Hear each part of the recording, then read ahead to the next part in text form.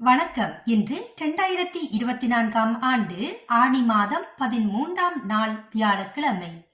Sunrise சூரியோதய ஒலிபரப்பின் ஜெர்மனிய செய்திகள் வாசித்து வழங்குபவர் குணவிஜயா சுரேந்திரன். இணையத்தில் பயங்கரவாதத்தை அனுமதித்தால் வெளிநாட்டவர்களை நாடு கடத்த அனுமதிக்கும் மசோதாவுக்கு அமைச்சரவை ஒப்புதல் அளித்துள்ளது. பொருத்தமான ஒரு கருத்து போதுமானதாக இருக்கும். ஆனால் குழப்பங்களும் விமர்சனங்களும் உள்ளன. கூட்டாட்சி மாநிலங்களின் குடியேற்ற அதிகாரிகள் எதிர்காலத்தில் பயங்கரவாத செயல்களை அங்கீகரிக்கும் நபர்களை மிக எளிதாக வெளியேற்றவும் பின்னர் நாடு கடத்தவும் முடியும். உள்துறை அமைச்சர் நான்சி பேசரின் தொடர்புடைய வரவுக்கு மத்திய அமைச்சரவை ஒப்புதல் அளித்தது. எடுத்துக்காட்டாக, இணையத்தில் அறிக்கைகள் மூலம் பயங்கரவாத செயல்களை மகிமைப்படுத்துவது தீவிரவாதிகளை புதிய வன்முறை செயல்களை செய்ய ஊக்குவிக்கும் வன்முறை சூழலை தூண்டுகின்றது. மேலும் சட்டத்தை இறுக்குவதை நியாயப்படுத்தினார். பைசரின் கூற்றுப்படி இரட்டை குடிமக்கள் பொதுவாக சட்டத்தால் பாதிக்கப்படுவதில்லை. அதிபர் சோல்ஸ் அர்ஜென்டினா அதிபர் பிலியை அதிபர் மாளிகையில் வரவேற்றார். உச்சி மாநாட்டு கூட்டத்தின் வழக்கமான நடைமுறைகள் இல்லாமல் 1 மணி நேரம் பயணம் நடந்தது. கூட்டத்தின் மைலியின் பொருளாதார கொள்கை மற்றும் மெர்கோசூர் குறித்து விவாதிக்கப்பட்டது. இராணுவ மரியாதைகள் இல்லை மற்றும் செய்தியாளர் சந்திப்பு இல்லை.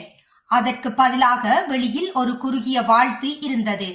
அதிபர் ஒலாஃப் சோல்ஸ் அர்ஜென்டினா ஜனாதிபதி சேவியர் மிலியை பெர்லின் சான்சலரியில் மூடிய கதவுகளுக்கு பின்னால் சந்தித்தார்.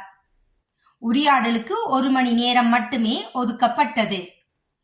மிலியின் வேண்டுகோளின் பேரில் ஜெர்மனியர்கள் சொல்வது போல் மிக முக்கியமான தொழில்மயமான மற்றும் வளர்ந்து வரும் நாடுகளின் G20 குழுவைச் சேர்ந்த தென் ஆப்பிரிக்காவின் 2வது பெரிய பொருளாதாரத்தின் மாநில தலைவர் ஒரு விசித்திரமானவராக கருதப்படுகின்றார். தேர்தல் பிரச்சாரத்தில் அவர் இயங்கும் செயின்சாவுடன் தோன்றினார். விரும்பத்தகாத பாராளுமன்ற உறுப்பினர்களை எலிகள் என்று அழைக்க விரும்புகின்றார். மேலும் அவரை பொறுத்தவரை அரசு அனைத்து தீமைகளுக்கும் வேர் மிலை ஒரு தீவிர சிக்கன திட்டத்துடன் நாட்டை மீண்டும் பாதையில் கொண்டு வர விரும்புகின்றார். இசை விழா ஏற்பாட்டாளர்கள் மற்றும் பார்வையாளர்கள் இந்த வார இறுதியில் வானத்தை கவலையுடன் பார்க்கின்றனர். ஜெர்மனியின் சில பகுதிகளில் கடுமையான வானிலை பற்றி எச்சரிக்கைகள் உள்ளன. சகோனி அன்கல்ட்டில் தீயணைப்பு படை ஏற்கனவே செயல்பாட்டில் இருந்தது.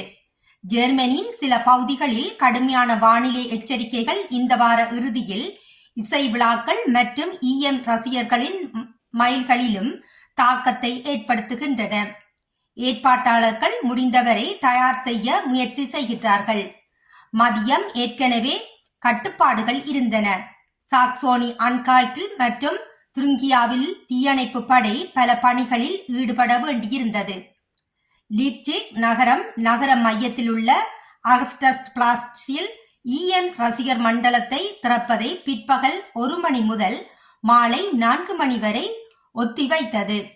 மாலையில் நெதர்லாந்து மற்றும் பிரான்ஸ் தேசிய அணிகள் சந்திக்கின்றன. புயல் அச்சுறுத்தல் காரணமாக செவ்வாய்க்கிழமை பாதுகாப்பு காரணங்களுக்காக லைப்சிக் மின்சிரி பகுதி தற்காலிகமாக மூடப்பட்டது.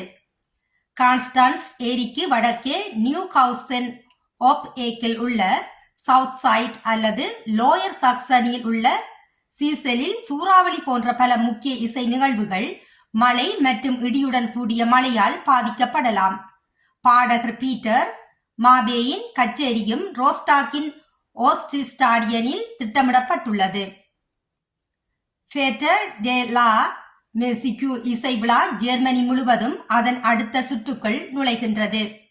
பெர்லினில் மட்டும் நூற்றுக்கணக்கான நிகழ்ச்சிகள் திட்டமிடப்பட்டுள்ளன. இத்துடன் இன்றைய ஜெர்மன் செய்திகள் நிறைவு காண்கின்றது. மீண்டும் மற்றொரு செய்திகளுடன் சந்திக்கும் வரை நன்றி, வணக்கம்.